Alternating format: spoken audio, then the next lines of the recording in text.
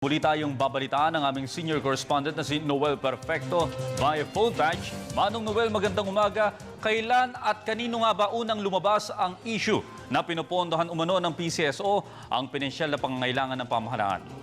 Meron na siyang binanggit. By the way, good morning, Audrey. May binanggit siyang mga personalidad pero pansamantala, habang ito'y pinagtutunan pa rin ng isang masusing investigasyon sa hindi muna natin babanggitin. Pero ang sinasabi niya, ito'y lumabas sa mga broadsheets, sa mga pangunahing balitaan ng mga dyaryo kung saan yun nga nilalahad na umano'y isa ang PCSO, katulad ng PAGCOR, na pinagmumula ng tinaguriang PDAF o DAP ng pamahalaan. Kaya't mamaya antabayan na natin, Audrey, ang isang press conference na muling ipatatawag ni GM Rojas para naman magbigay ng kaunting kaliwanagan pa rin hinggil sa usapin.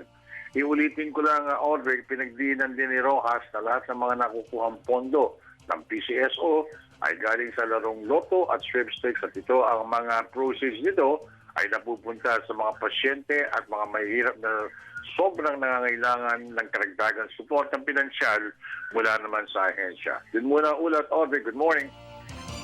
Salamat kasamang Noel Perfecto.